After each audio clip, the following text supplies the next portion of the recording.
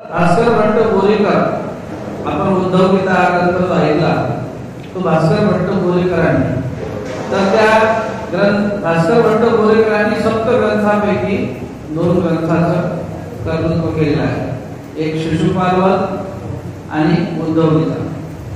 विश्वनाथ बाळापूरकर महान विद्वान पंडित यांनी जे ग्रंथ कर्तृत्व केला आहे ते ज्ञान प्रबोध, आणि बहाळे नारव्यास यांनी रुद्रपूर वर्णन हा ग्रंथ केला. ते बहाळचे होते, आपल्या चाळीसगाव बहाळ म्हणून त्यांना नारव्यास नाव, गावाच्या नावावरून बहाळे नारव्यास.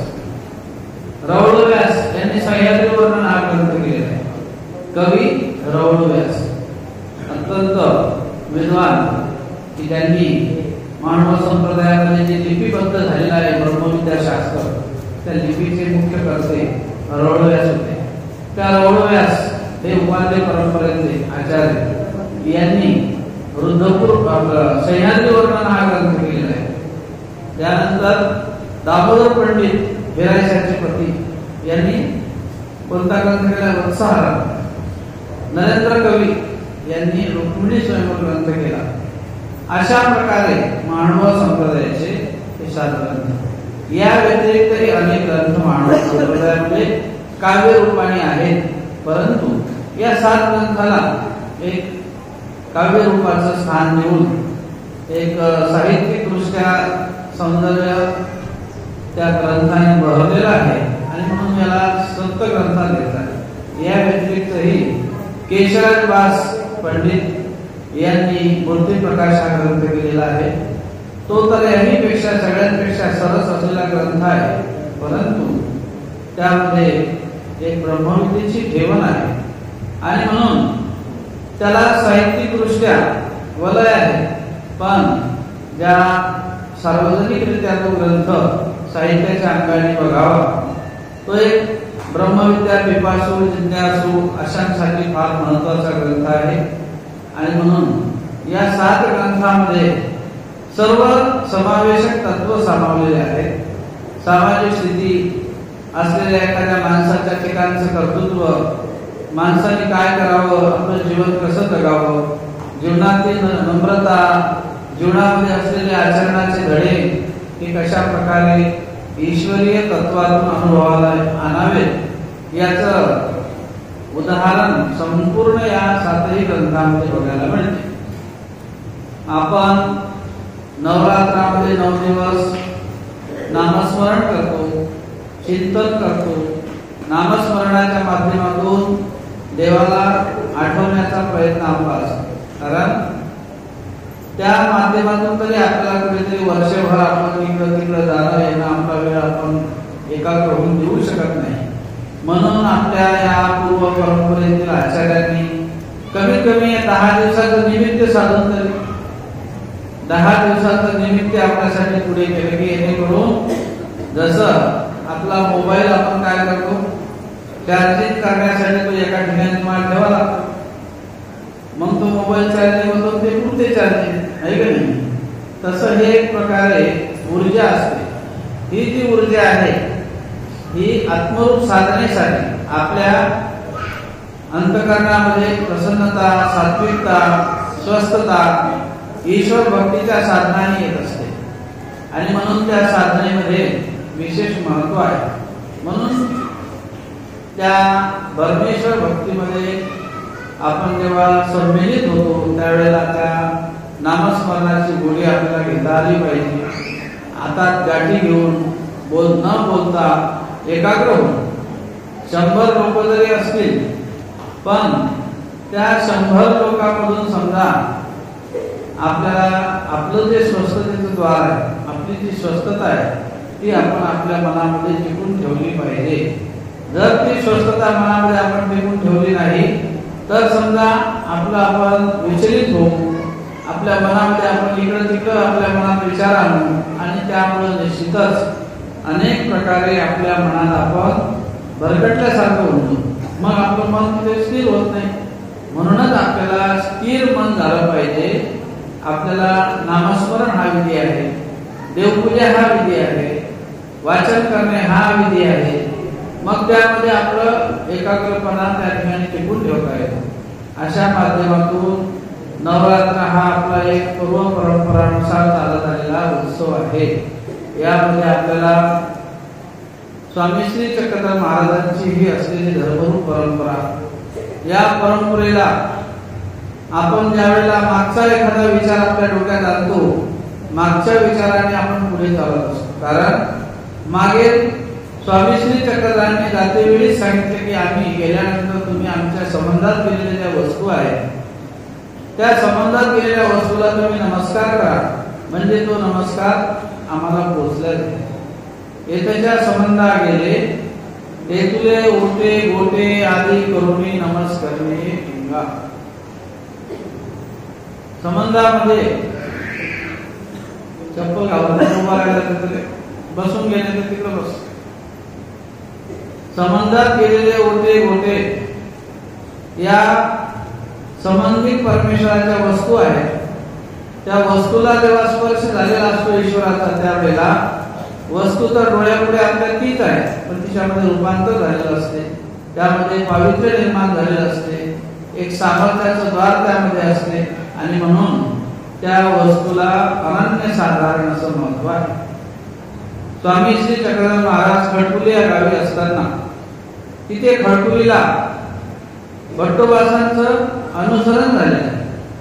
ज्यावेळेला आचार्य श्री नागदेव स्वामींच्या सहवासामध्ये आले आणि आल्यानंतर अनेक जीवाच्या ठिकाणी खते असतात. ते खते म्हणजे जशी एखादी सुरी तिला गंध लागावा तसं जीवनामध्ये अनेक प्रकारचे खत असतात. ते आपल्या ठिकाणी अडथळे, अयोग्यता, अनाधिकार, अपात्रता, अदक्षता हेच वेगवेगळे नाव आहेत. ते आपल्यासाठी अडथळे असतात. तशा प्रमाणात श्री नागदेवाचार्यांच्या ठिकाणी सुद्धा अनेक प्रकारचे अडथळे, वास्तविक पाहता त्यांचं जे जीव स्वरूप आहे, त्यांनी जे केलेलं पूर्व त्यांचं कर्तृत्व आहे ते दोषरूप आपल्याला त्यांच्या कथनातून लक्षात येते. पण दोषामध्ये गुणाचा संभव असतो हे फार महत्वाची गोष्ट आहे. एखाद्या वेळेला एखादा मनुष्य आपल्याला असं वाटतो की हा फार दुर्व्यसनी आहे, पण त्यामधूनही त्याचं परिवर्तन आपल्याला काही परंपरा आहे, जसं वाल्याचा वाल्मिक झालेला आहे. पूर्वस्थिती काय आहे आणि त्या दोषात केवढं मोठं एक गुणाचं बीजारोपण झालेलं आहे. अशा प्रकारे श्री नागदेवाचार्य यांचं जीवन चरित्र जर बघितलं पूर्वीचं तर खूपच असलेलं त्यांच्या ठिकाणी दोषाचं बिघाड, घंटाळे अशा स्वरूपामध्ये त्यांचं वर्णन आलेलं आहे. पण ज्या वेळेला स्वामींच्या श्रीमूर्तीचा योग आला, साक्षात परमेश्वराच्या सन्निधानाचा योग आला आणि ते रूपांतर त्यांचं झालेलं आहे, परिवर्तन झालेलं आहे. आणि म्हणून स्वामी ज्या वेळेला जातात उत्तरातून तिकडं, त्यावेळेला महादेशाला म्हणतात की बाई, आम्ही आता तुम्हाला हे वांद्रेश आहे यांच्यावर या परमार्गाची धुरा सोपवली आणि वानऱ्या आता तुम्हा लागेल. जे वांद्रेश म्हणजे श्री नागदेवाचार्यांचं नामकरण स्वामींनी प्रसादित नाव त्यांना वांद्रेश असं ठेवलं. करंजखेड या गावी स्वामी श्री चक्रधर महाराजांचा मुक्काम असताना त्या ठिकाणी भट्टोबास झाडावरती चढले आणि मग फांदीवरून इकडच्या तिकडे तिकडच्या इकडे त्या झाडावरती करू लागले आणि स्वामी बसलेले आहेत आसनस्थ आणि भट्टोबास माकडासारखी या झाडावरून त्या झाडावर या फांदीवरून त्या फांदीवर उड्या मारत होते. मग भट्टोबासांना स्वामी म्हणतात, भट्टो काही वानरे असे ओळखतो असं, जणू काही वानर जसं एखाद्या झाडावर उड्या मारते आणि म्हणून वानरा हे नामकरण. मग भक्तिजन त्यांना वानरा आहेत म्हणून खालून दगड मारत होते, परंतु ते एकाचाही दगड लागू देत नव्हते, सगळ्यांचे दगड चुकवायचे. मग स्वामींनी हातात दगड घेतला आणि स्वामींनी दगड घेऊन त्यांना मारण्यासाठी हात पुढे केला. मग स्वामी म्हणतात, आता इतके दगड चुकवले, आता हा दगड चुकून पहा. आणि मग ते म्हणतात की जी अनेकांची मी दगड चुकू शकतो, तर तुमचा दगड चुकवणं मला फार कठीण आहे. देव म्हणतात की आता समजा तुला आता कोण राखतील, कसं काय तुझं समजा दगड तू चुकवतो तर मी बघतो. ते पटकन खाली उतरतात. माझा राखणारा ते तुम्हीच आहे, तुम्हीच मला राखू शकता आणि तुम्हीच माझे सर्वस्व आहात. अशा प्रकारे प्रासादिक नावाचे वानरेश ठेवलं होतं देवाने. आणि म्हणून महादेशाला म्हणतात की तुम्हाला हा वानरेश, तुम्हाला आम्ही यांच्या सांभाळे घालतो आहोत. आणि मग वानरेश म्हणजे श्री नागदेवाचार्यांना सुद्धा स्वामी म्हणतात की महादेशांना आम्ही आजपर्यंत तत्वज्ञान सांगितलं, ज्ञान निरूपण केलं, अनेक प्रकारे धर्माचे धडे दिले. आणि म्हणून तुम्ही सुद्धा या महादेशाला कुठल्या प्रकारे वंचकत्व करू नका. कुठल्याही प्रकारे त्यांच्या ठिकाणी जे दातृत्व आहे ते विशेष प्रकारचं करा की जेणेकरून परिपूर्ण परमार्गाचं लाभ त्यांना प्राप्त करून द्या. जसं आम्ही सन्निधानामध्ये असतात परमेश्वर हा अवंचक आहे, कुठल्याही प्रकारे त्यामध्ये दातृत्व करत असताना आपलं आणि पर असा भाव नाही, त्यालाच आप-पर भाव असं म्हणतात. जसं जीव स्वरूपाची ही विषमता आहे, जीव स्वरूपामध्ये हा विषमतेचा भाग आहे. आपला आणि परक हा भाव प्रत्येकाच्या मनात येतो का जीवाचे स्वरूपाची ऐसे जे दुसऱ्याचे भंगी. हे जीवाचं स्वरूप भंग पावणार आहे, पण ईश्वराचं स्वरूप कधी भंगत नाही, कधी आपपरपणाचा भाव निर्माण होत नाही. देताना दातृत्व करताना समदातृत्व आहे, समानतेचं दातृत्व आहे. म्हणून स्वामी तत्वज्ञानामध्ये आपल्या चंद्राचा दृष्टांत देतात. चंद्राचा रश्मी हा सगळ्या गोष्टी सारखा आहे, फक्त आता त्याचा अधिकार जसा होता त्याप्रमाणे त्याला तो भासत असतो. चंद्र आणि प्रकाश सगळ्यावर सारखाच टाकलेला आहे, पण ज्याचा अधिकार तसा, मग कोणी निवणार आहे तर कोणी द्रवणार आहे तर कोणी रसौषधी निर्माण करते तर कोणी त्याच्यामधून अमृताची कळा घेते. हे शेवटी त्या वस्तूचे गुण कोणी कसं घ्यावं हा त्याचा अधिकार, त्याची असलेली एक अधिकार पात्रता असते. अशा माध्यमातून परमेश्वराने ज्या व्यक्तिमत्वाला आपल्यासाठी घडवून ठेवलं ते म्हणजे श्री नागदेवाचार्य. खडकुलीला 7व्या भेटीमध्ये त्यांना अनुसरण केलं. वटोबासा म्हणतात चांग विचारा, निकय विचारा, सांगाल तुझी बाजू असे. आणि मग स्वामी त्यांना अशा प्रकारची सूचना करतात. आणि मग त्यांनी विचार केला की घर तर अविद्या, दादोस तर अनिष्ट, घरी गेलो पुन्हा मोह मायेचा पसारा आहेच, तो कधी न सुटणारा. दादोसांच्याकडे जर गेलो ते देवता भक्ती, अनिष्टामध्ये मला जावं लागेल, मग आता काय करावं. आणि म्हणून स्वामी श्री चक्रधरांच्या सानिध्यात एक सुपारी, स्वामी म्हणतात असं नाही, एक सुपारी घ्या आणि सुपारी घेऊन आम्हाला तो शब्द द्या. सुते काळी सुई दे ते देहेपर्यंत प्रतिवाडी. सुरुवात तुला जे काही वचन तुझे देणार आहे, आम्ही ज्यावेळेला जा म्हणू त्यावेळेला जावं लागेल, आम्ही या म्हणू त्यावेळेला यावं लागेल. हे एक सन्निधानाची असलेली पद्धती आहे. विचारपूस करून जाणे, विचारपूस करून येणे. तुमच्या स्वातंत्र्याने तुम्हाला जाता येणार नाही, तुमच्या स्वातंत्र्याने तुम्हाला येता येणार नाही. असं असेल तर आमचं सन्निधान करा. अगोदरच स्वामींनी बांधून घेतले. वटोबास म्हणतात ठीक आहे, मी तुमच्या ज्या शर्ती अटी आहेत त्याला मी त्या सगळ्या स्वीकारायला तयार आहे. आणि मग भट्टोबासांनी देवाला सुपारी दिली. जो शब्द सुरुवातीला दिला तो शेवटपर्यंत पाळला. थोडं मदत किलमिश आलं पण देवानं तेही बाजूने करून टाकलं. 6 महिने अंतर दिलं, त्याच्यात तो नासून टाकला अनाधिकार.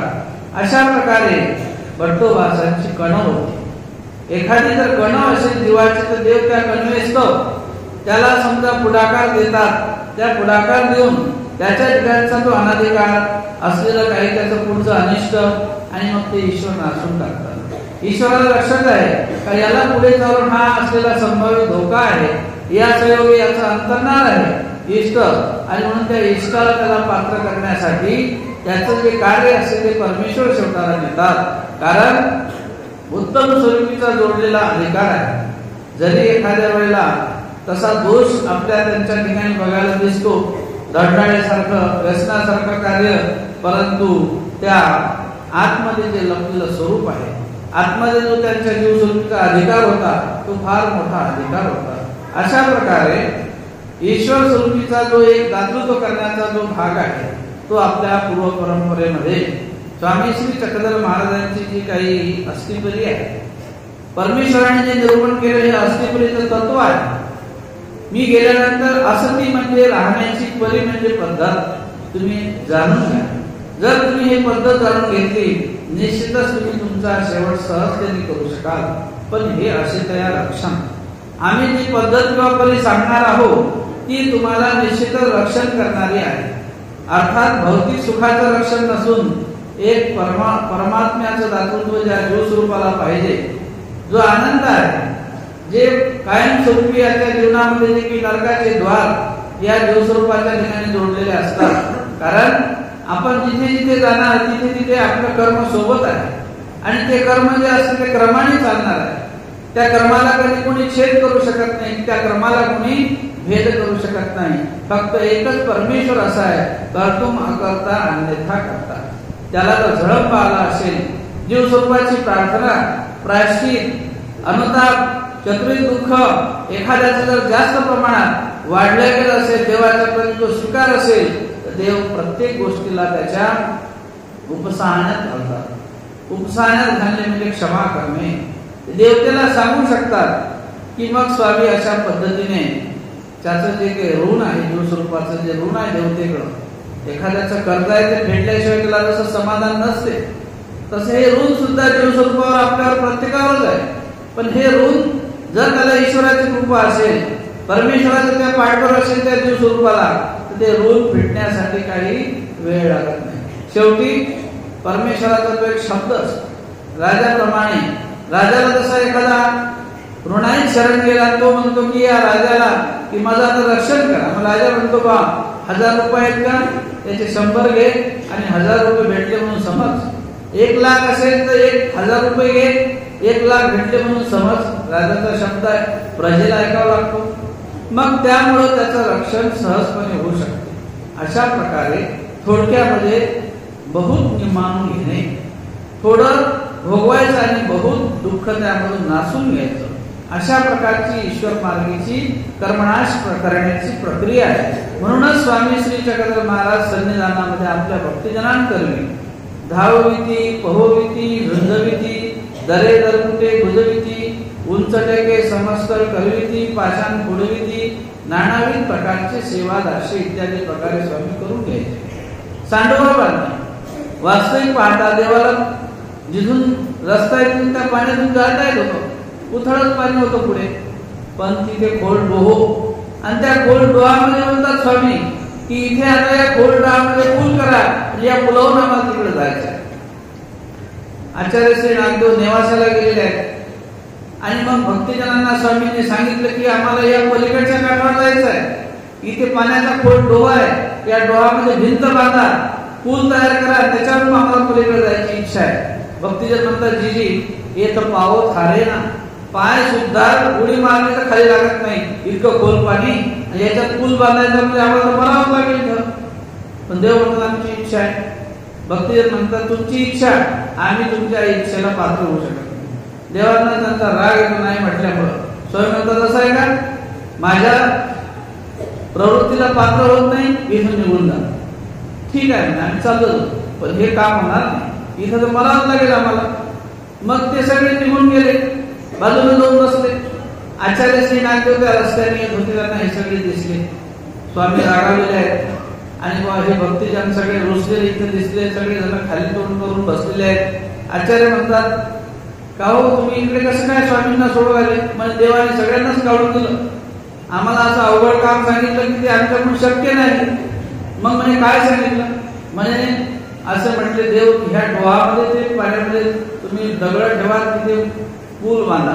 आता शक्य आहे का आमच्याकडून ते एवढं खोल पाणी, त्यात कोण बरं आतमध्ये जाईल, कोण तिथं दगड ठेवेल? मग भट्टोबा म्हणतात देवाची जर इच्छा आहे ना, तर समजा तुम्ही जर नुसतं हो जरी म्हणले असते तर देवाला प्रसन्न वाटलं असतं, ईश्वराच्या शब्दाचा मनोधर्म राखला गेला असता आणि तुम्ही काय करणार आहेत का, देवाने तुमच्याकडून ते काम करून घेतलं असतं. आता ही फक्त एक धर्मरूप युक्ती किंवा धर्मरूप कार्य आचार्यांना ते पूर्ण अवगत झालेलं होतं स्वामीचं सन्निधान. मग आचार्यांनी बाजार घेतलेला होता, तो बाई सगळे ते असे घेऊन गेले, तिथे बाजार वगैरे ठेवला आणि सगळं त्यांना कळून चुकलं होतं आचार्यांना की नेमकं आता काय झालेलं आहे. इथं देव उदास आहे, भक्तजन निघून गेले, वातावरण अशांत झालेलं आहे, ही बाब सगळे लक्षात आलेली आहे. पण तरी ते गेल्यानंतर देवाला म्हणतात, जी भक्तजन काही दिसत नाही, कुठे गेले तर? मग त्यावेळेला असं म्हणतात, आम्ही त्यांना व्यापार सांगितला, त्यांनी नाही म्हटलं, आम्ही काढून दिले. बरं जी कोणता व्यापार आहे?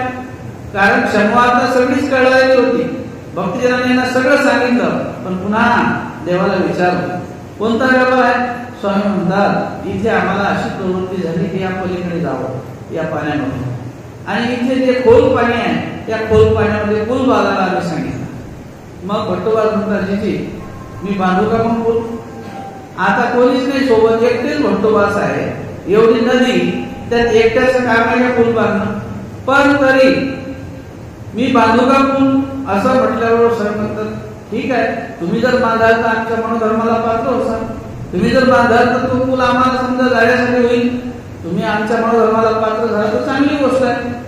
मग ते म्हणतात, ठीक आहे. पहा, एखाद्या गोष्टीमध्ये ईश्वराला कसं प्रसन्न करावं, कशा पद्धतीने एखादं अशांत झालेलं वातावरण शांत करावं, त्यावर कशा प्रकारे एक सत्वरूपता पुन्हा निर्माण करावी आणि कशा प्रकारे ते कार्य सिद्धीला न्यावं, हे धर्माचं एक तत्व असते. धर्मरूपी ज्याच्या ठिकाणी अंतःकरणामध्ये बीजारोपण झालेलं असते, त्याला त्याचं मर्म कळलेलं असते आणि तो बरोबर त्या गोष्टीला सावरण्याचा प्रयत्न करत असतो. अशाच माध्यमातून आचार्यांना त्या ठिकाणी ती सुचलेली एक युक्ती आहे. आणि मग ते गेले, 4-2 दगड एका ठिकाणी गोळा केले, नदीच्या काठावर आणून ठेवले, पुन्हा गेले स्वामींकडे. म्हणे, जी म्हणे फारच ते काम करा मोठा आहे आणि मला तर करायचं आहे, तुमची इच्छा आहे म्हणून मी त्या काम करणारच आहे, पण काही विरजे सोबत बोलू का? विरजे म्हणजे मदतीला काही लोक आणू का माझ्या मदतीला, का मी एकटाच करू? ठीक आहे, कोणी येत असेल तुझ्या मदतीला घे बोलून. मग हे गेले त्या भक्तजनांकडे, म्हणे चला आता देवाला मी विचारलेलं आहे, देवाला सांगितलं या बोलवा. मग सगळे पुन्हा आणले. मग ते म्हणतात भट्टोबास त्यांना, आता या पाण्यात बुचकळी मारून दगड तुम्ही ठेवता का मी ठेवू? म्हणे बाबा आम्ही दगड सगळे पुरवू तुला, पण हे पाण्यात एवढ्या खोल बुचकळी मारण्यात दगड ठेवणे आमचं काम नाही. ते म्हणे मी काम करतो ते. मग सगळे भक्तजनांनी दगड गोळा करून आणायचे आणि भट्टोबासांनी ते दगड पाण्यामध्ये नुसतं ठेवायचे. नुसतं ठेवल्याने दगड राहतो काय? पण तो चिटकून जायचा ना. एक ईश्वराचं सामर्थ्य आहे त्याला, परमेश्वराचा मनोधर्म आहे. आणि ते दगड असे चालले ठेवत पूर्ण पूल उंच आलेला आहे, पूर्ण पूल तयार झाला, सगळे दगड ठेवले गेले. आणि एक शेवटची मोठी शिळा होती थोडीशी, ती शेवटची शिळा आता ठेवायची. सगळे भक्तीजन उचलायला लागले, ती शिळा काही कोणाला उचलायला तयार नाही. पहा, आता ती शिळा एवढे जण उचलायला लागले, पण कोणाला उचलायला तयार नव्हते. सगळ्यांना वाटलं की आपण उचलून टाकू सहज. एवढे दगड मोठे मोठे त्याच्याही पेक्षा मोठे होते, ते उचलले, तिथे ठेवले, पूल तयारही झाला. त्यांना बसायचं, पूल तयारही झाला आणि सगळे दगड ठेवल्या गेले. पण एक दगड त्याच्यातला वास्तविक पाहता त्याच्यापेक्षा मोठे मोठे दगड त्या पुलाला लावलेले होते. आणि मग सगळे भक्तजन पुन्हा सगळे जण त्या ठिकाणी जातात, सगळ्यांना उचलण्याचा प्रयत्न करतात, दगड काही उचलत नाही. पुन्हा मग आचार्यांना वाटते अजून दगड कसा आणत नाही, म्हणून स्वतः आचार्य जातात आणि आचार्य जाऊन त्या भक्तजनांच्या समेत सगळे मिळून तो दगड उचलतात. पण तरी सुद्धा तो दगड काही उचलला गेला नाही. मग आता काय करावं? मग स्वामींपाशी गेले, म्हणजे जी सांडोबा तर बांधला गेला, पण एकच दगड असा आहे का तो दगड काही उचलला जात नाही. तो एक दगड त्या सांडव्यासाठी तो अपूर्ण राहिलेला आहे, आणि तो एक दगड झाला का पुन्हा सांडवा पूर्ण होणार आहे. स्वामी म्हणतात असं आहे का? बरं. स्वामींच्या सानिध्यात राणाईसा नावाची बळेग्राम येथील स्वामींची शिष्य, राणाईसाला स्वामींनी स्वातंत्र्य धर्म निरूपण केलं होतं. आचार्य माळकेचं पहिलं सूत्र आहे, स्वातंत्र्य हा मोक्ष, पारतंत्र्य हा बंध. राणाईसा नावाची असलेली बाई, त्या दोघी मैत्रीण राणाईसा आणि लाखाईसा ह्या साडेगावला स्वामींच्या भेटीसाठी गेल्या आणि त्या ठिकाणी स्वामींनी त्यांना निरूपण केलं होतं. ती राणाईसा स्वामींच्या सानिध्यात होती. आणि मग त्या राणाईसाला म्हणतात, बाई तो एक दगड आहे, तो दगड तेवढा त्या पुलाला उचलून न्यायचा आहे, तर तुम्ही जा आणि तुमच्या पायाने त्या दगडाला सरपत न्यावं. आता सगळ्या भक्तजनांना आश्चर्य वाटलं, आम्ही एवढे माणसं सगळे शूरवीर, एकपेक्षा एक ताकदवान, आम्ही एवढे 10 लोक भिडलो तरी तो दगड उचलून नाही राहिला, बरं या बाईला उचलेल का आता, असं बाकी भक्तजनांना वाटलं, भट्टोबा सोडून. मग स्वामींना बाई म्हणते राहण्यासाठी बाबा मी आता ती कसं काय उचलू एवढा दगड. स्वामी म्हणतात बाई काही काळजी करू नका, कासोटा द्या, साडीचा पदर आहे तो खोवून घ्या, मागे हात करा आणि असं त्या दगडाला पाय लावा, बरोबर लोटत लोटत जाईल. आणि मग सांगितल्याप्रमाणे मागे हात केले, कासोटा दिला, पाय लावला, नुसतं स्पर्श होत नाही, दगड आपाप उठला तिथे जाऊन सरकून जाऊन बसला, काही उचला लागलं नाही, काही लोटा लागलं नाही आणि आपाप जाऊन बसला आणि मग तो सांडवा झाला पूर्ण. अशा प्रकारे सांडवा बांधला गेला. आता यामध्ये 2-3 हेतू आहेत. एक तर भक्तजनांना पात्र होणार नाही, दुसरी गोष्ट आचार्यांनी ते एवढं अवघड काम केलं, पण आचार्यांना सुद्धा असा अभिमान येऊ नये की मी हा सांडवा बांधला. तो अभिमानही देवाला तिथे त्यांचा त्या ठिकाणी नष्ट करायचा होता, नाही तर झालं असं की पहा अशक्य काम मी करू शकलो. आचार्यांना अंतःकरणामध्ये अशा प्रकारचा एक भाव आला असता की हे काम किती अशक्य होतं, पण मी ते करून दाखवलं, असा अंतःकरणामध्ये भाव सुद्धा त्या ठिकाणी न यावा, ही भक्ताविषयी परमेश्वराची असलेली एक काळजी आहे. कारण जर भाव त्यामध्ये तसा आला तर क्रियेचा त्या ठिकाणी हेतुकपणा संचारला जातो, क्रिया ईश्वराच्या लेखी लागत नसते आणि म्हणून हे कळवेचं कार्य आहे. म्हणून भट्टोबासांची देवाला कणव आहे. निर्हेतुक बुद्धीने निष्काम भावनेने ती क्रिया ईश्वराला ती स्वीकारत करून घ्यायची होती आणि म्हणून त्याच्यात कुठला हेतू सुद्धा संचरू दिला नाही. आणि त्या बाईला तो दगड ठेवायला लावला, ईश्वरी सामर्थ्याने तो दगड तिथे जाऊन पोहोचला आणि तो सांडवा पूर्ण झाला. आणि मग आता म्हणतात स्वामी की आता आम्ही पलीकडच्या काठावर जाणार आहोत. स्वामी त्या सांडव्यावरून चालत चालत चालत पलीकडे गेले. अशा प्रकारची एखादी क्रिया ज्यावेळेला परमेश्वर भक्तजनांकडून करून घेतात तर त्यामधला हेतू काढतात आणि हेतू क्रिया परमेश्वर भक्तजनांकडून स्वीकार करून घेतात. कारण जीव स्वरूपाच्या ठिकाणचं जे अनाधिकार असलेलं जे द्वार आहे, स्वामी म्हणतात की अविद्येची अनंत द्वार आहे. जीव स्वरूपाच्या ठिकाणची जी अविद्या, हा जो मंदिर आणि ग्रासीला जीव स्वरूपीचा जो भाग आहे, अविधीचे अनेक प्रकार असतात. अविद्या म्हणजे अविधी जो ग्रासलेला जीव स्वरूपाला अनेक प्रकाराने आपल्याकडे तो येत असतो. मग कधी लोभ रूपाने येतो, कधी आपल्या एखाद्या स्वार्थ भावनेतून केलेल्या एखाद्या प्रापंचिक जीवनातील कर्तृत्वाने, एखाद्या दैवाने घडलेल्या कुठल्या तरी एखाद्या जीवस्वरूपीच्या कर्तृत्वाने अनेक प्रकारे दोषरूपता जीवस्वरूपाच्या ठिकाणी विदितची असते. जणू काही ते त्याला काळ जसा गिळण्यासाठी येतो तसा अविधी माणसाला तो गिळतच राहतो आणि त्याचा प्रसव वाढतच राहतो. आणि म्हणून स्वामी सांगतात की जीव स्वरूपाच्या ठिकाणी सामुग्री, हे जे जीव स्वरूप आहे या जीव स्वरूपाला एक संत सामुग्री आहे आणि एक असंत सामुग्री आहे. या दोघीचा विचार करण्यासाठी त्याला विवेक दिलेला आहे. संत सामुग्री वाढवी तर त्या ठिकाणी तो ईश्वरीच्या प्रेमापर्यंत सुद्धा जाऊन पोहोचतो. असंत सामुग्री जर वाढवी तर तो नित्य नरकापर्यंत जाऊन पोहोचतो.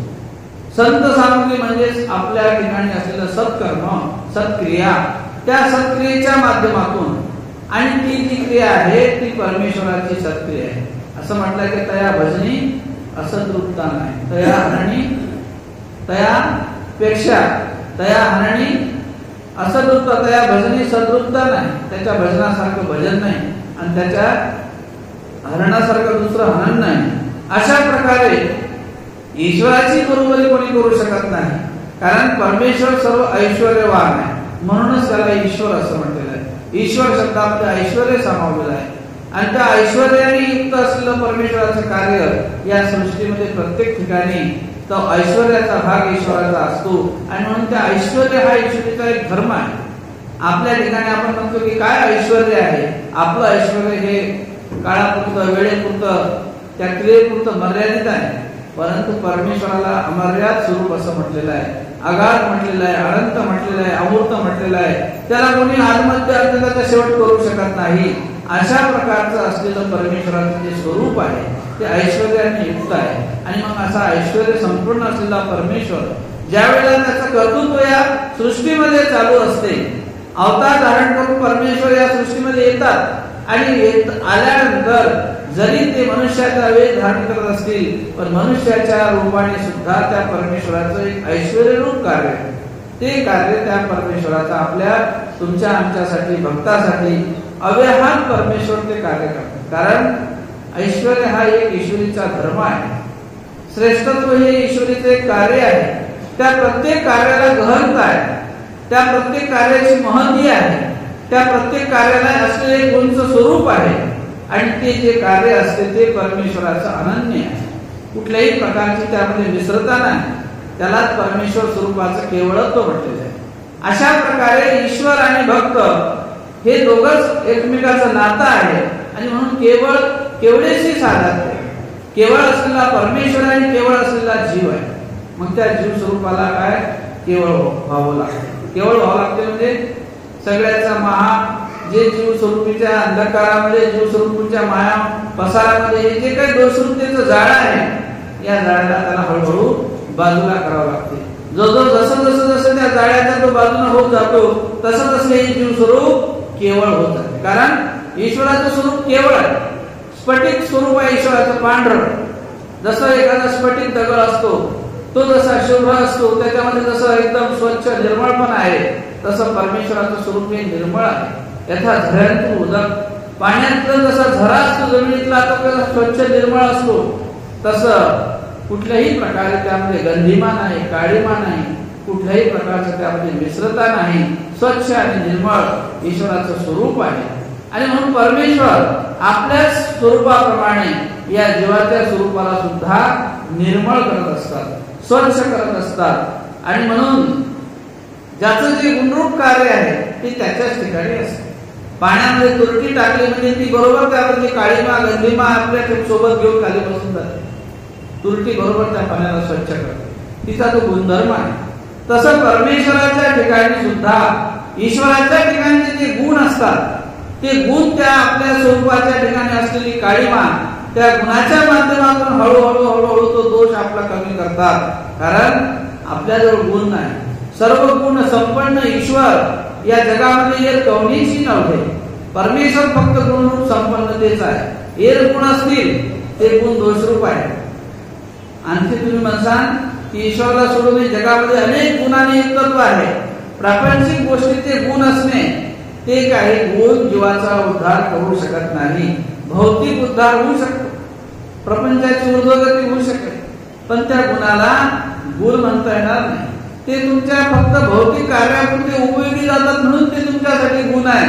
पण जसे जसे ईश्वरीचे जे गुण आहेत, गुण ते लाभालेखी, गुण ते उद्धारक, जे जीवाला उद्धार करू शकतात ते ईश्वरीचे गुण असतात. आणि ते गुण मात्र परमेश्वराच्या स्वरूपीचे आहेत. ते गुण परमेश्वराच्या भक्ताच्या ठिकाणी येतात. आणि ते भक्त असलेले जे ज्ञानी असो का प्रेमी असो, आपल्या आपल्या सन्निधानातून, आपल्या सहवासातून, आपल्या परमेश्वराच्या असलेल्या त्या कृतीतून ते जनसामान्यापर्यंत ईश्वराचे गुण पोहोचवितात.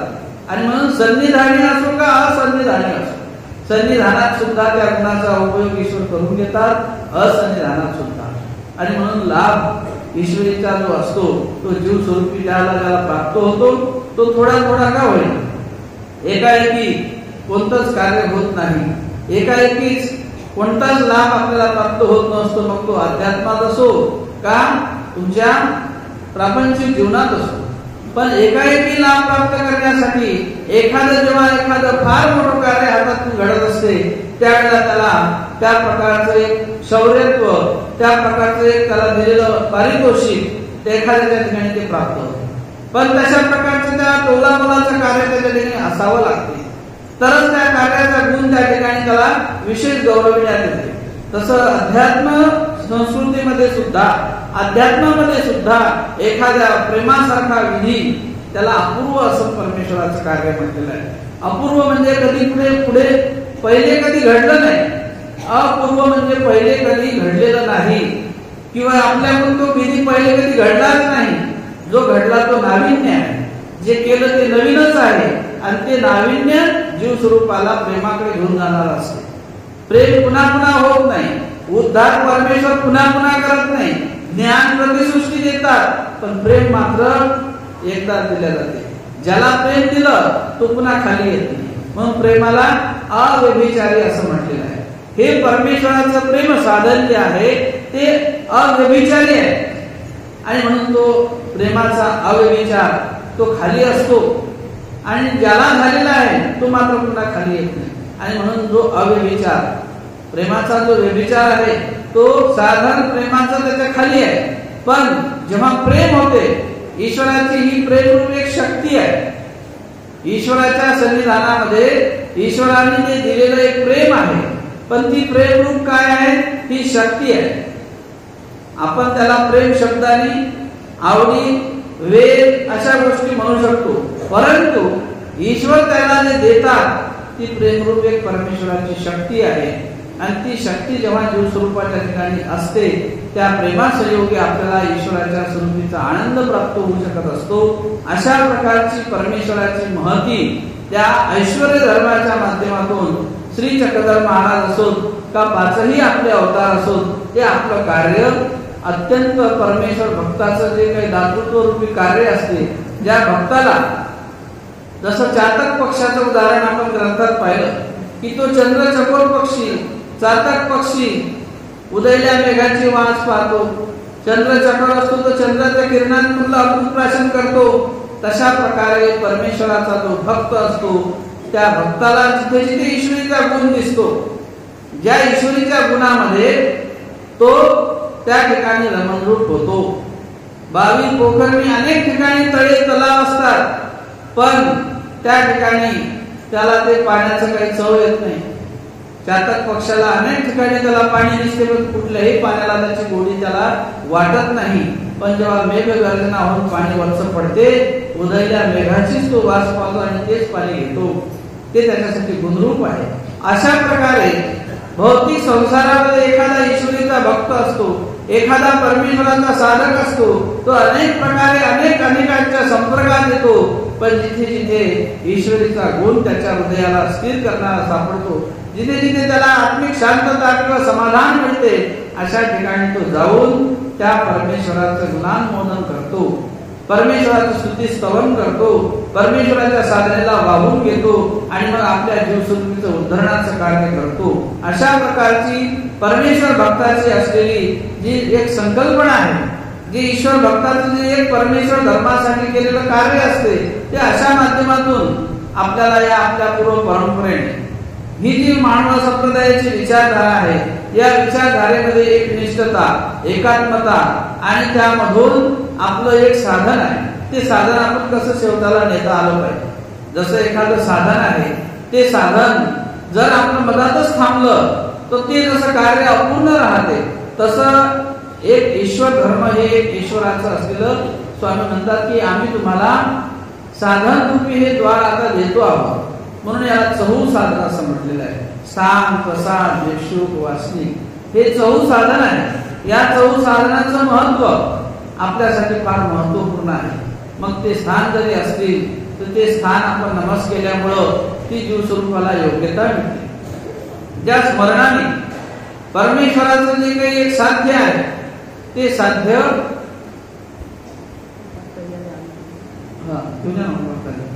परमेश्वराचं जे साध्य आहे ते साध्य जीव स्वरूपाला एकाएकी मिळत नाही. यासाठी त्या साधनामधून त्याचं साध्य त्याला प्राप्त करावं लागते. कारण साधनाची ठेवणी साध्य, साधनापासून तर साध्यापर्यंत हा प्रवास आहे आणि तो शून्य शून्य थोडा थोडा थोडा थोडा शून्यापासून त्याची सुरुवात झालेली आहे आणि त्याला शिखरापर्यंत पोहोचायचं असते. अशा माध्यमातून जीव स्वरूपाच्या ठिकाणी अनेक प्रकारचे मतित्रय संभवित दोष असतात आणि परमेश्वराला नेमकं ते जीव स्वरूपाचे खते झाडायचे असतात. आणि म्हणून स्वामी म्हणतात की येथेची सन्निधाने कर्मे नासाल न नासाना एकांतर के नासा. या सन्निधानामध्ये असल्यानंतर कर्मांचा नाश तुम्ही आता करत नसाल तर केव्हा कर्मनाश करसाल.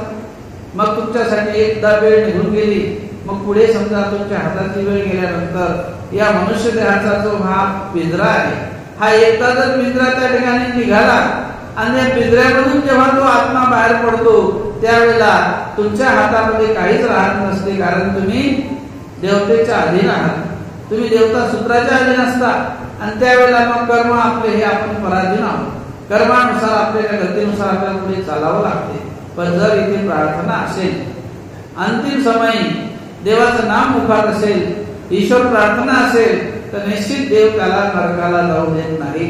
यासाठी ही एक साधना आहे. या साधनेच्या माध्यमातून अवग्र जन्म, आपण म्हणतो की आपण आईच्या उदरातून जन्म घेतला, तो जो जन्म आहे तो एक संसारिक प्रापंचिक जीवनासाठी झालेला जन्म आहे.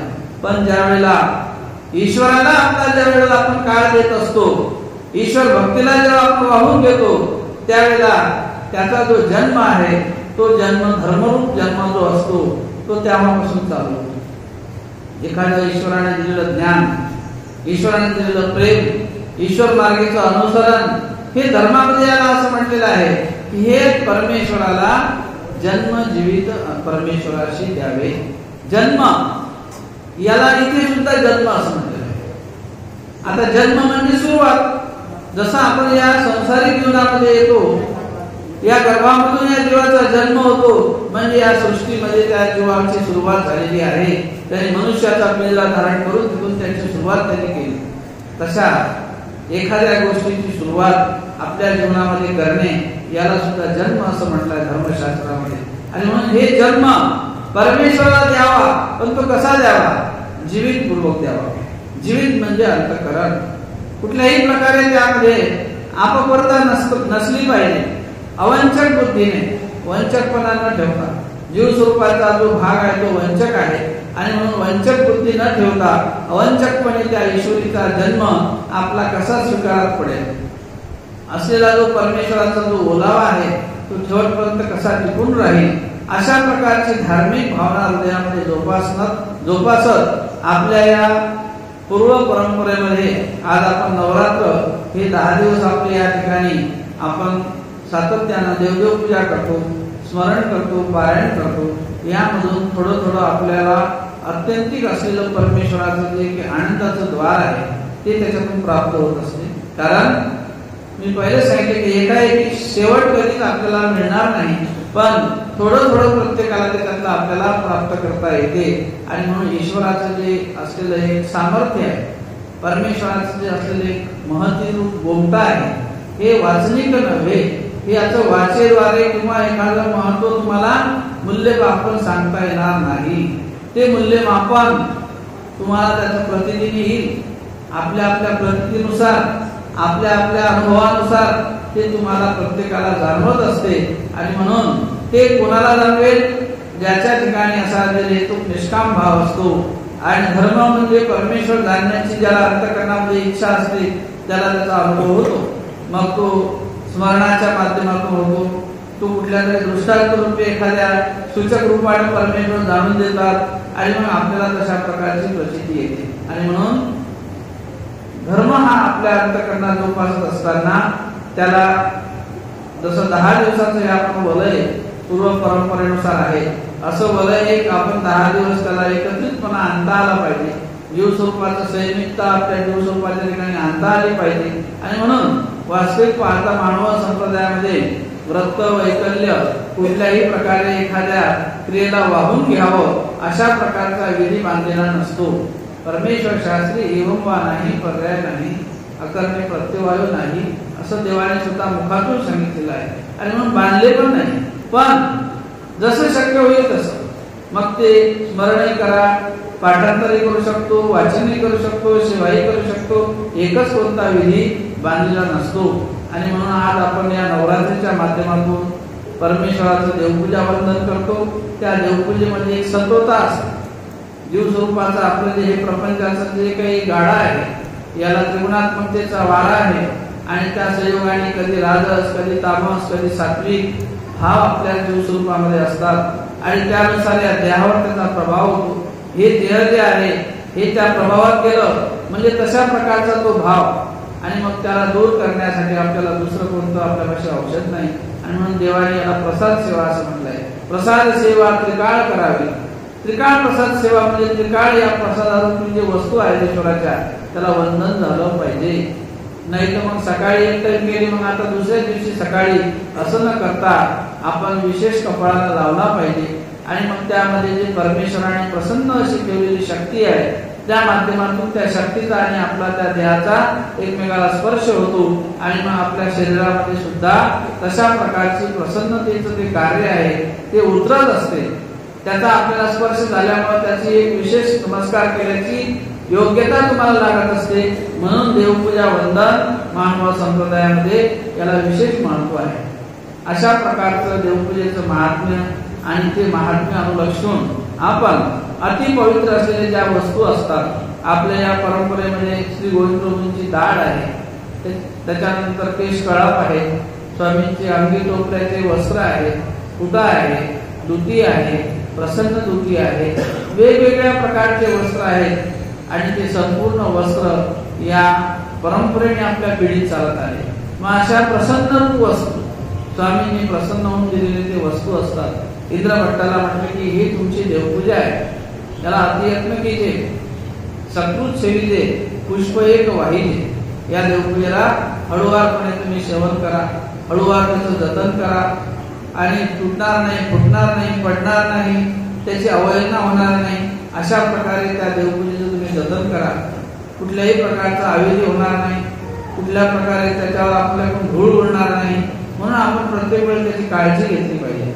हात सवळे करणे, कपड्याचे हात त्या देवपूजेत न लावणे, देवपूजेचं कर्मार्जन असते हात पुसण्याचं ते धुवून ठेवणे, 8 दिवसात 7 दिवसात त्याला धुतल्या गेलं पाहिजे. नाही तर मग आपले ते कर्मार्जनाचीच घाण आपल्या हाताला लागावी.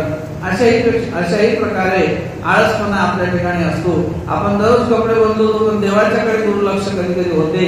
आणि म्हणून जसं तुम्ही आपल्या एखाद्या लहान मुलाला जसं सौंदर्य करून करून त्याला जसं तुम्ही पोषण करता तशा पद्धतीने धर्म हा सौंदर्याप्रमाणे राखण्यासाठी हृदयात असलेलं त्याचं आंतरिक स्थान आहे आणि ते परमेश्वर त्या प्रत्येक क्रियेचा स्वीकार करतात. अशा माध्यमातून परंपरागत चालत आलेली देवपूजा असते. त्या देवपूजेला आपण जेव्हा वंदन करतो त्यावेळेला एक प्रसन्नता मिळते, त्यामधून आपल्याला विशेष प्रकारचा लाभ होतो. आणि म्हणून आपण महानवमीला आज या दिवसाला नपाळता दिवस असं म्हणतात.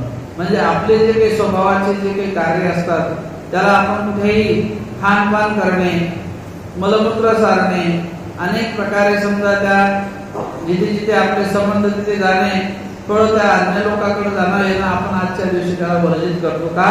तिथे गेल्यानंतर त्यांचा योग येतो, ते पदार्थ भक्षण करावे लागतात आणि मग त्यामध्ये कुठेतरी व्रतिस्थ असलेले जे या 9 दिवसात काही लोक व्रतिस्थ होतात. मग त्या व्रतिस्थ झाल्यामुळं त्या देवताचा ज्यांच्या ठिकाणी त्या देवतेचं अधिष्ठान असते त्या अधिष्ठानाच्या माध्यमातून तिथे काहीतरी त्या वस्तू पदार्थ ते एकत्र होत असतात आणि मग तो एखाद्या वेळेला सामर्थ्ययुक्त जो पदार्थ असतो तो आपल्याकडे खाण्यात येतो आणि त्यामुळे सुद्धा आपल्याला कधी कधी अविधी घडू शकतो. आणि म्हणून घडू नये यासाठी आपण हे आपलं पथ्य पाळत असतो की जेणेकरून आपला ईश्वरीचा जो एक अंतर्गत धर्म आहे तो आपल्याकडून राखला गेला पाहिजे. आणि अशा प्रकारे जो धर्म राखत असतो त्याच्यासाठी अधिक योग्यता दक्षता होय असं स्वामींनी म्हटलेलं आहे की जो आपल्या ठिकाणी अशा प्रकारे मानसिक ईश्वराचं जे बळ आहे अंतकरणापासून जो राखत असतो तर त्याच्या ठिकाणी योग्यता दक्षता होते आणि मग त्या आपल्या क्रियेचा साक्षात परमेश्वर स्वीकार करतात. कारण हा जो संबंध येतो हा ईश्वराशी येतो. हा धर्मरक्षणार्थी संबंध जो आहे तो साक्षात ईश्वराशी जोडलेला एक नाता आहे आणि म्हणून ईश्वर आपला हा पाठीराखा असतो. त्याची दखल साक्षात परमेश्वर घेतात आणि मग पुढचा जो रस्ता असतो त्यासाठी परमेश्वर आपल्या रस्त्यात येणारे अडथळे असतात. पुढे आपल्याला भविष्यात या देहाला सोडून जावंच लागणार आहे. कोणी किती जरी म्हणलं की नाही मला जायचं नाही पण तुम्ही असं आम्ही असं सगळ्यात जावं लागणार आहे. मग नंतर मात्र त्यावेळेला तिथे जे काही त्याचे अडथळे असतात ते अडथळे परमेश्वर बाजूला करतात. अनेक प्रकारचे 13 भेदी नरक ज्या धर्मशास्त्रात आपण ऐकतो. इंद्रियार्थाचे नरक आहेत, रौरवासारखे, कुंभीपाकेरा, आशीपत्र, खैरा इंगळ, अनेक प्रकारचे नरक आपण वर्णन ऐकलेलं आहे की अनेक नरक असतात. पुराणामध्ये सुद्धा अनेक गरुड पुराणामध्ये सुद्धा अनेक शास्त्रांमध्ये या नरकाचं विवरण आलेलं आहे. जडत्वासारखे नरक आहेत, भूतत्वाच्या सारख्या अनेक प्रकारच्या अष्टग्रहत्वाच्या योनी आहेत, अनेक प्रकारे चौकटीचे फार मोठे महाभयंकर दुःख आहेत. हे सर्व काही जे आहे हे परमेश्वर स्वतः ज्या वेळेला येतात आणि आपल्याला सांगतात त्यावेळेला आपल्याला समजत असते. ईश्वराने याची जाणीव आपल्याला करून दिलेली आहे. माणसाने कुठलं शास्त्र निर्मिती होऊ शकत नाही, कारण देवतेच्या शास्त्राची निर्मिती सुद्धा एखादा देवतेचा जो कोणी प्रेरक असतो, ज्याला आपण देवता विग्रह असं म्हणतो, देवतेचा विद्यावंत असं म्हणतो, ते त्यावेळेला त्या शास्त्राची निर्मिती करत असतात. कारण मुळात देवस्वरूपाच्या ठिकाणी त्याची जाणीव नसते.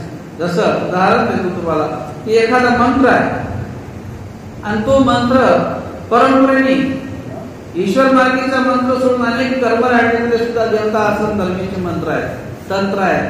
त्या मंत्र तंत्राचं उच्चारण केलं का त्या प्रकारच्या विद्या, कुविद्या, सुविद्या दोन्ही प्रकारच्या विद्येचं कार्य होतं, चांगलं आणि वाईट. पण तो मंत्र म्हटल्यावर ते कार्य होणार, ते सामर्थ्य तिथं कार्य करणार. आता जीवाला कुठून आणला तो मंत्र? जीवाला तरीच माहित आहे मंत्र, बरोबर ते मंत्र उच्चारल्याबरोबर ते सामर्थ्य येते, ते कार्य करते.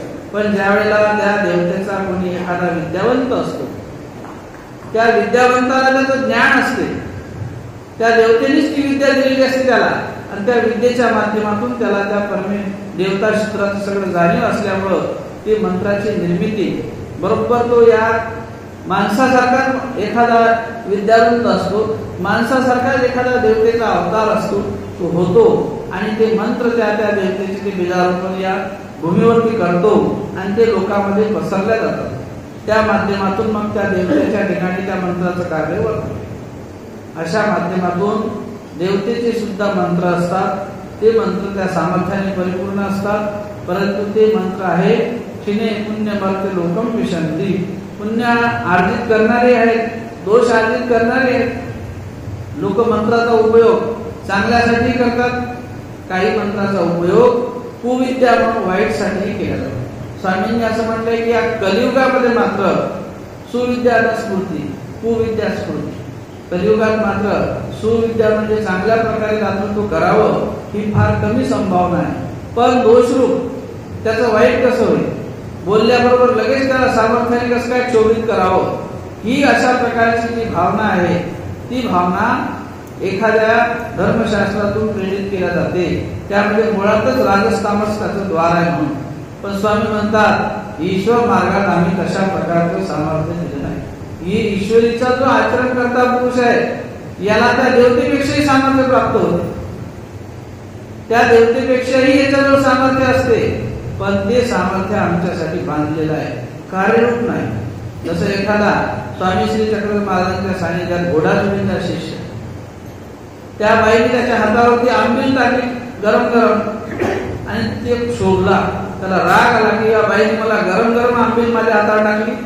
ते आंबील चाटण केली, त्याची भिक्षावती कर पातली, त्यांनी चाटण केली. ते म्हटले की जलजाव की जलजाव असा मंत्र त्या तोंडातून निघाला की जलजाव की जलजाव सामर्थ्य तुम्ही शब्द उच्चारला आणि तो हात त्याच्या वळणीला पुसला.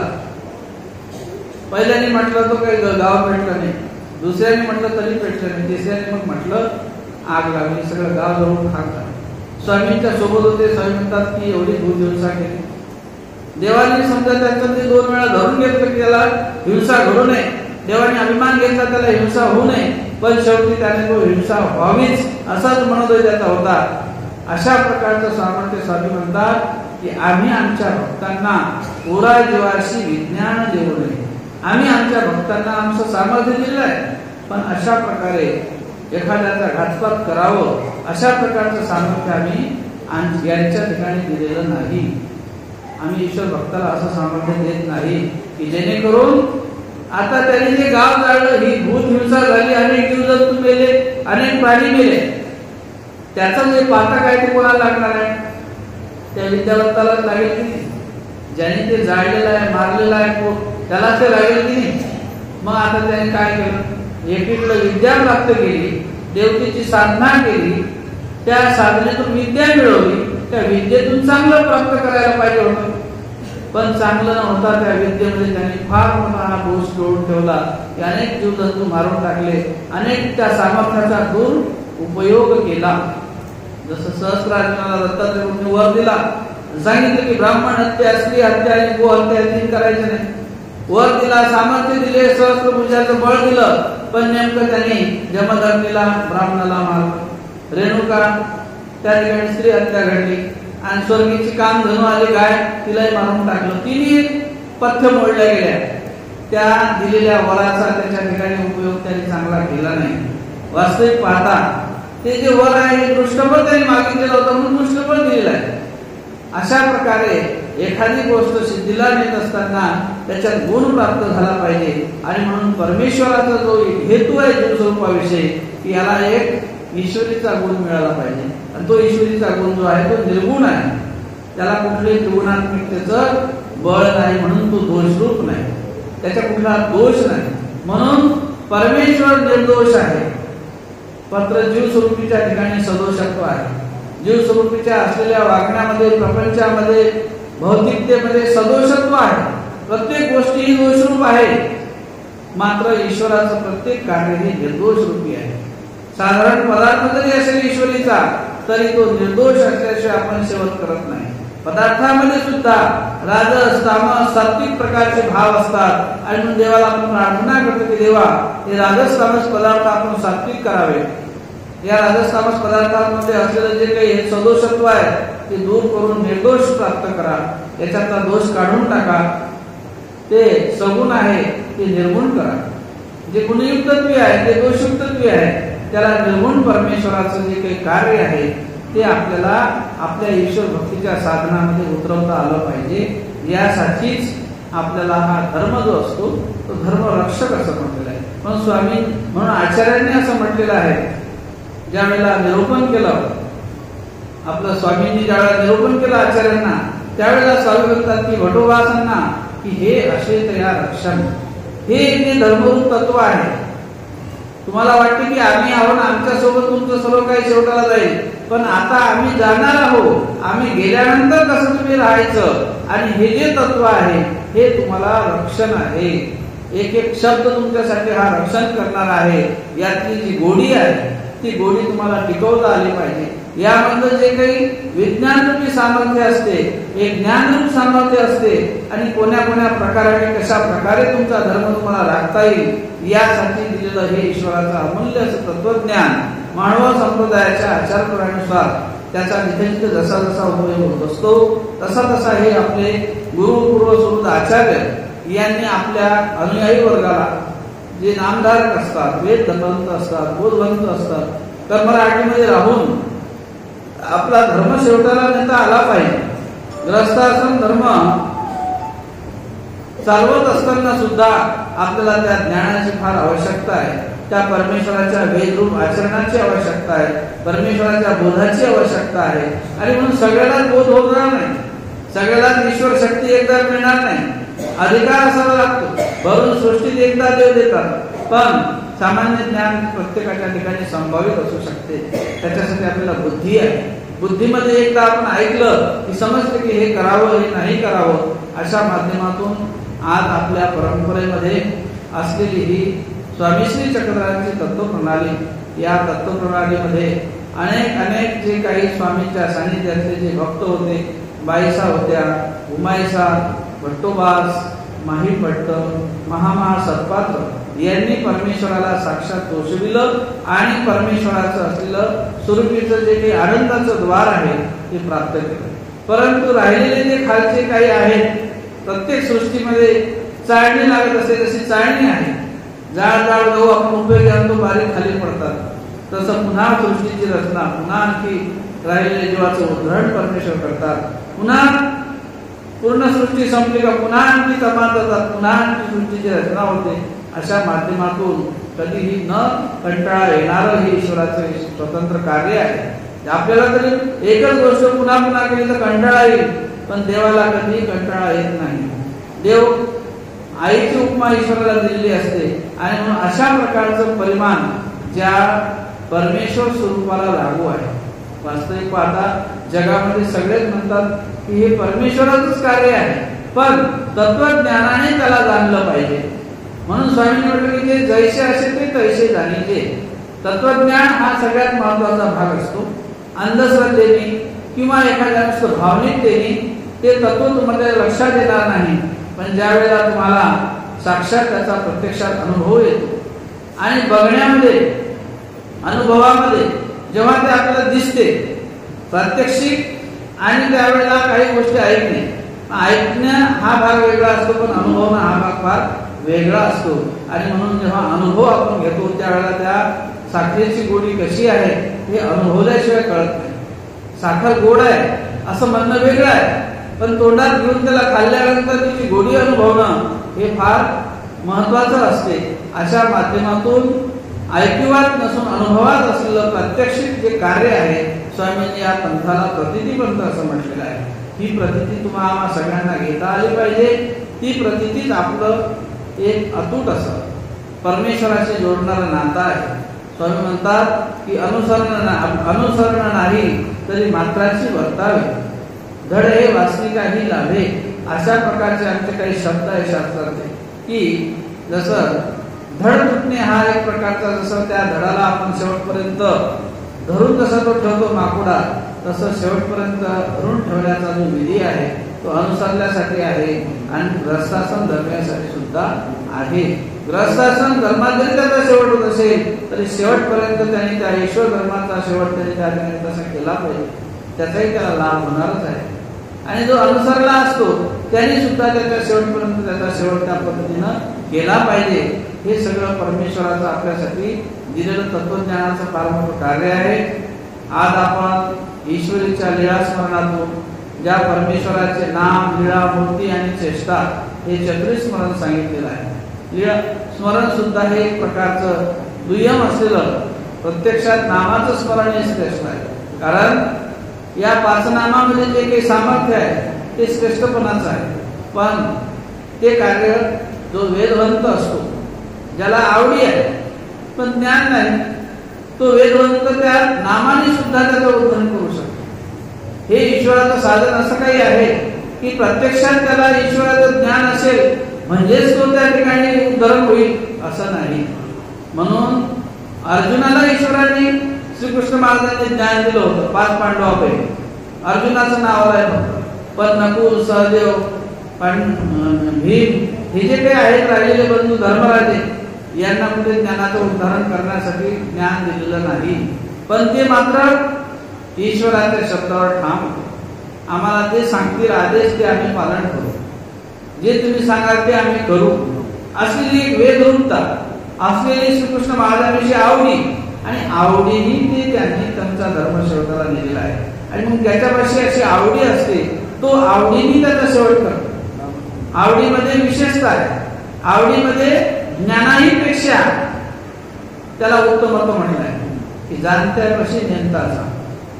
जो जाणता असतो ना त्यापेक्षाही नेमत्याला चांग म्हटलेला आहे, कारण तो आवडीने तो परमेश्वराला शरण गेलेला आहे. ज्ञान त्याच्यापाशी नाही, पण आवडी हा गुण आहे. त्याला एकच माहिती आहे की हे असं मी केलं पाहिजे आणि हे असं माझं मी शेवटपर्यंत निभवलं पाहिजे. बाकी कोणी जर विचारलं त्याला का बाबा हे असं नाही असं का, ते मला सांगता येत नाही, पण मी मात्र हे सोडणार नाही. मला हे माझ्या ईश्वराच्या ह्या साधन परंपरेतलं आहे आणि मला या साधनानेच माझा शेवट करायचा आहे. अशा प्रकारची आवडीरूप भावना शेवटपर्यंत टिकवतो. अशा किती पूर्वीच्या ज्या बाया होत्या, शिक्षण नाही, शाळा नाही, पण तरी सुद्धा देवाचे नाम त्यांच्या अगदी अत्यंत मुखोद्गत पाठ, जसे जसे पाठांतर आणि शेवटपर्यंत त्या नामाचं स्मरण करत अशा प्रकारे त्या बाया आपला धर्म राखत होत्या. अत्यंत प्रतिकूल परिस्थितीमध्ये त्या धर्माचं राखण करणं, कृषी कर्म करायचे, शेतकऱ्यासारखे कठीण असलेले शेतीचे व्यापार सगळं काही करून त्या धर्मही त्या प्रकारे आवडीरूप शेवटाला नेत होते. असे अनेक उदाहरण आपल्या या पंथामध्ये आहेत आणि म्हणूनच 800 वर्षाची परंपरा आपली आहे. आजचा नसून स्वामी श्री चक्रधाऱ्यांच्या वैचारिक तत्वज्ञानाची 800 वर्षाची परंपरा आहे. आजपर्यंत आपण या परंपरेचे सर्वजण पाईक आहोत. इथून पुढे आपली तुम्हा सगळ्यांची जबाबदारी आहे की अशाच प्रकारे तो ईश्वरीच्या नामाचा, धर्माचा वेद अनेकांना त्याचा सुगंध दरवळत, अनेकांना त्यासाठी पात्र करावं. आपणही त्या सुगंधाला पात्र होऊन त्या ईश्वराच्या असलेल्या भक्ती आणि ज्ञानाला पात्र व्हावं, अशा प्रकारचं कार्य आपल्यामधून सगळ्यांनी ते सातत्याने टिकून ठेवावं ही अपेक्षा करतो. आज आपण खांडे नवमी म्हणजे याला महानवमी म्हणतात. या दिवसामध्ये स्वामी श्री चक्रधर महाराज विजन स्थळाला गेले होते. जिथे जनरहित असलेलं ठिकाण, अशा ठिकाणी जाऊन जिथे जन आहेत म्हणजे तिथे दोषमुक्त आहे. स्वामी गावातही राहू शकले असते, पण तिथे काहीतरी अविधी होणार आहे, काहीतरी त्या वातावरणामध्ये अमंगळ निर्माण होणार आहे. तिथे असल्यानंतर ज्या देवता त्या ठिकाणी भक्षण करतात, एखादा भोग स्वीकार करतात आणि तिथे हिंसा होणार आहे. आणि मग हिंसावरती ते स्थानी महात्म्य असू नये, अशा प्रकारे स्वामींच्या मुखातले वाक्य आहे. किती जागा, तो काळ, तो वेळ, त्या असलेल्या परिस्थितीनं तिथलं जे अमंगळ निर्माण होत असते.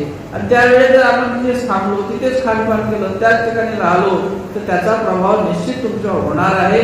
त्या हृदयामध्ये असलेलं सत्व तुमचं बाजूला जाणार आहे. आणि म्हणून त्यासाठी आपल्याला ही साधना आहे. ती साधना सत्वरूप ठिकाणी सेवकाला जाते. रजस्तमी नेसून जिथे रजस्तमाचं नसेल युक्तत्व, अशा सत्वरूप ठिकाणी जाऊन आपण आपलं ते साधनारूप द्वार साध्य करावं. आणि या माध्यमातून आज आपल्या या संप्रदायामध्ये अनेक लोक कुठे स्थानावरती जातात, कुठे आश्रमात जातात, कुठे आपापल्या घरातच राहून, पण अशा प्रकारे आपलं धर्मरूप कार्य ते शेवटाला नेतात. अशा माध्यमातून आपण सुद्धा 10 दिवसापासून पोथी, प्रवचन, निरूपण, स्मरण हा आपला विधी परंपरेने संपन्न केला. मानव प्रणवाश्रम या ठिकाणी तुम्ही सर्वजण परिसरातले आलेले भक्त मंडळी सर्वांना शुभेच्छा देतो. धर्मरूप कार्य आपण असंच करत राहू, अशी प्रभूचरणी प्रार्थना करून माझे 2 शब्द या ठिकाणी संपवतो. सर्वज्ञ श्री चक्रधर स्वामी की जय.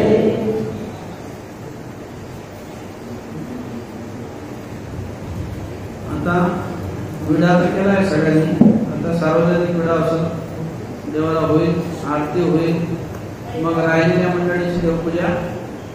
आता आपलं काय झालं, बांधकाम चालू आहे की तो हॉल नाही, म्हणून इकडे थोड्याशा जागेत देवपूजा चालेल, त्यांची राहिली त्यांची, बाकी इकडे पंक्ती बसू. पहिले बायांना बसून घेऊन येतात, नाही का नाही, म्हणजे लवकर घरी जायला बरं.